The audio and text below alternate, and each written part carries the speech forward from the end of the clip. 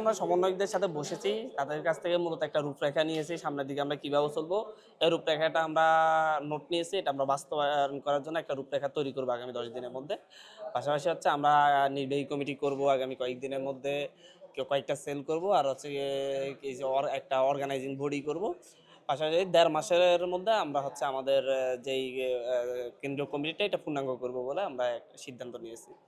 আর আগামী 100 দিন উপলক্ষে, বিপ্লবের 100 দিন উপলক্ষে সেদিন আমরা আহতদের কাছ থেকে তাদের অভিযোগ অনুযোগগুলো শুনতে যাব এবং সেই বিষয়গুলো নিয়ে আমরা স্বাস্থ্য উপদেষ্টার কাছে, স্বাস্থ্য মন্ত্রণালয়ের কাছে জবাবদিহিতা চাইতে যাব এবং শহীদদের পরিবারের খোঁজ খবর নেবে।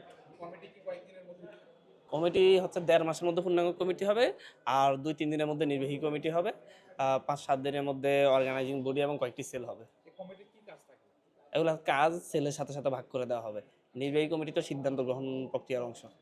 অন্তর্বর্তীকালীন সরকারের সাথে আপনাদের যে একটা বৈষম্য ধরনের যে একটা ক্লেশ মনে করা হচ্ছে না সেই বিষয়ে নিয়ে আপনারা ক্লেশ শব্দটা কেন ব্যবহার করেন? কোনো ধরনের সংঘাত তো না এটা। এটা তো অলওয়েজই প্রথম দিন থেকেই আমরা এই যে অন্তর্বর্তীকালীন সরকারের যেকোনো ভুল সিদ্ধান্তের আমরা প্রতিবাদ জানাচ্ছি, আমরা সমালোচনা করছি। আমরা তো আর হচ্ছে এখানে সরকারের দলীয় অংশ না, সরকারের লোক না।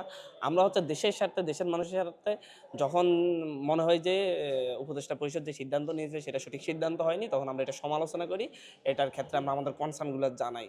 তো এটাকে যদি আপনারা দ্বন্দ্ব মনে করেন, আসলে হচ্ছে বাংলাদেশের যে রাজনৈতিক ব্যবস্থা সবসময় সরকারে যারা থাকে তাদের গুণগান গাইতে হবে, তাদের সাথে যারা চলাচল করে এরকম একটা মানসিকতা তৈরি হয়ে গেছে। কিন্তু আমরা সেই মানসিকতা থেকে বের হয়ে আসতে চাচ্ছি। যেটা ভুল সেটা ভুল বলবো, যেটা সত্য সেটা সত্য বলবো। জগন্নাথ বিশ্ববিদ্যালয়ের আন্দোলনে নাহিদকে আসলে বাবা বলা এই বিষয়ে নিয়ে আচ্ছা, জগন্নাথ বিশ্ববিদ্যালয়ে যে ভুয়া ভুয়া যে বললো নাহিদকে চিনি না, ভুয়া ভুয়া সে কে? একটা রাজনৈতিক দলের লোক। কারণ তার ব্যাপারে তার দলের লোকজনই সিদ্ধান্ত নেবে সে কেন এরকম করছে।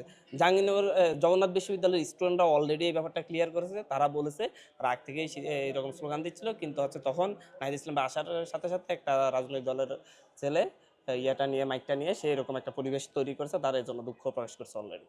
এবং নাহিদ ইসলাম ভাই হচ্ছে কে পক্ষে সারা দেশ দাঁড়িয়েছে, আপনারা ফেসবুকে ঢুকলে দেখেছেন।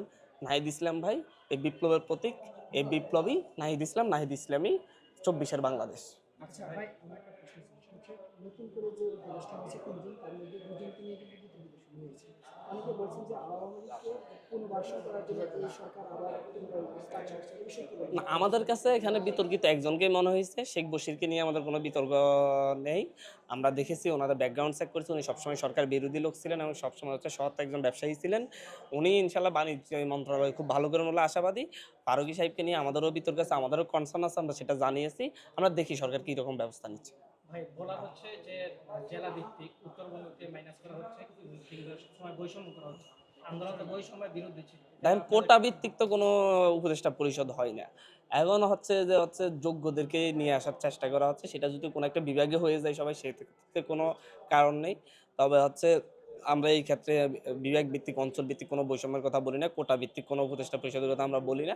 যদি রংপুর থেকে যদি নির্দিষ্ট বিভিন্ন যেই খাতে সামনের দিকে উপদেষ্টা নেওয়া হবে, আমরা সরকারকে আহ্বান জানাবো রংপুর রাজশাহী অঞ্চল থেকেই যেন হচ্ছে যোগ্য একজন লোককে খুঁজে নেয়, সামনে যদি কেউ উপদেষ্টা পরিষদ বিধৃত করা হয়, যোগ্যদেরকে যেন হচ্ছে সেখান থেকে খোঁজা হয়, যেহেতু সেখান থেকে এখনো কেউ আসেন নাই।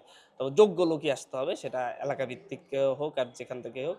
যেহেতু এটা নিয়ে কনসার্ন আছে, সেহেতু আমরা মনে করি সামনে যে কোনো কিছুতে উপদেষ্টা পরিষদ যদি উপদেষ্টা পরিষদের আকার বাড়াতে চায়, সেই ক্ষেত্রে প্রথম প্রায়োরিটি হিসেবে ওই অঞ্চলের প্রতিনিধিকে খোঁজার চেষ্টা করবে বলে আমরা আশা করি।